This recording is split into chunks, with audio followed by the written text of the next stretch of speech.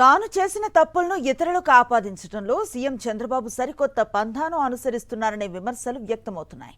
నాడు వైఎస్ జగన్ హయాంలో అత్యంత ప్రతిష్టాత్మకంగా జరిగిన భూముల రీసర్వేపై విష ప్రచారం చేసిన కూటమి ప్రభుత్వం ఇప్పుడు తామేదో భూ సమస్యలు పరిష్కరిస్తున్నట్లుగా కలరింగిస్తోంది.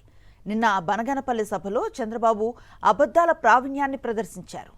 నంద్యాల జిల్లా బేతంచెర్ల మండలం గూటుపల్లి భూముల పేరుతో తహసీల్దార్ కార్యాలయంలో చంద్రబాబు షో చేశారు.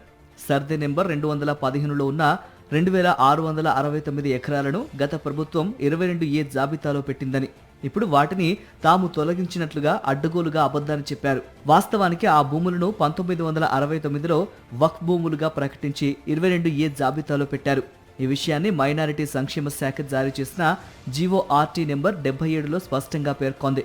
కానీ చంద్రబాబు మాత్రం 2023లో 22A జాబితాలో పెట్టినట్లు బనాయించారు. పబ్లిసిటీ కోసం బేతంచెర్ల భూములను బనగానపల్లె మండలంలో పరిష్కరించినట్లు బిల్డప్ ఇచ్చారు. ఆంగ్లేయుల కాలం తర్వాత దేశ చరిత్రలోనే తొలిసారిగా వైఎస్ జగన్ ప్రభుత్వం రాష్ట్రంలో విప్లవాత్మక రీసర్వే చేపట్టింది. అత్యాధునిక డ్రోన్లు, జీపీఎస్, కోర్ స్టేషన్లు, రోవర్ల సాంకేతికతతో ఏకంగా 10,185 మంది గ్రామ సర్వేయర్లను నియమించి ఈ మహాయజ్ఞాన్ని నిర్వహించారు. 5 ఏళ్లలో 17,000 గ్రామాల్లో డ్రోన్ సర్వే పూర్తి చేసి 30 లక్షల మందికి పైగా రైతులకు క్యూఆర్ కోడ్, జియో కోఆర్డినేట్స్ ఉన్న పట్టాదార్ పాస్ పుస్తకాలను ఉచితంగా అందించారు. ఈ సర్వే అద్భుతం అంటూ నాడు కేంద్ర గ్రామీణాభివృద్ధి శాఖ ఏపీకి మొదటి స్థానం ఇచ్చి 500 కోట్ల ఇన్సెంటివ్ కూడా ప్రకటించింది. అయితే వైఎస్ జగన్ తెచ్చిన ఆ విప్లవాత్మక మార్పులపై నాడు దుష్ప్రచారం చేసిన చంద్రబాబు అధికారంలోకి వచ్చాక ఆ పుస్తకాలను రద్దు చేశారు.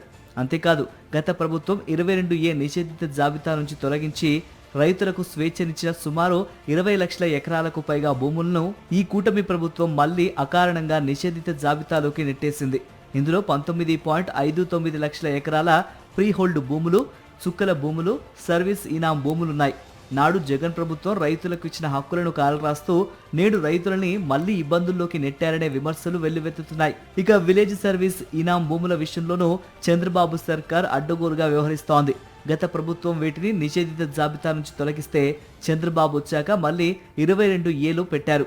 తీరా ఇప్పుడు తప్పుల్లేవని తేలడంతో నిషేధిత జాబితా నుంచి తొలగిస్తూ ఉత్తర్వులిచ్చి సభల్లో మాత్రం ఆ తప్పును వైఎస్ఆర్సీపీపై నెట్టేసే ప్రయత్నం చేస్తున్నారు. నాడు జగన్ హయాంలో తెచ్చిన ఆటో మ్యూటేషన్, క్యూఆర్ కోడ్ విధానాన్ని తానే తెచ్చినట్లు అబద్ధాలు చెబుతూ నెలకు ఒక జిల్లాలో సభలు పెడుతూ కాలయాపన చేస్తున్నారనే విమర్శలు వ్యక్తమవుతున్నాయి. భూముల సమస్యలను పరిష్కరించాల్సింది పోయి ఉన్న సమస్యలను మరింత జటిలం చేస్తూ తప్పుల తడకల పుస్తకాలతో చంద్రబాబు కలరింగిస్తున్నారని పరిశీలకులు భావిస్తున్నారు. కేంద్రం ఇచ్చిన 100 కోట్ల ప్రోత్సాహకాలను వాడుకుంటూనే ఆ పథకాన్ని ప్రారంభించిన వారిపైనే బురద జల్లటం చంద్రబాబు రాజకీయ వ్యూహంలో భాగమేనని క్షేత్రస్థాయి రైతాంగం మండిపడుతోంది. మరిన్ని అప్డేట్స్ కోసం ఛానల్ ను సబ్స్క్రైబ్ చేయండి. నోటిఫికేషన్స్ కోసం బెల్ ఐకాన్ పై క్లిక్ చేయండి.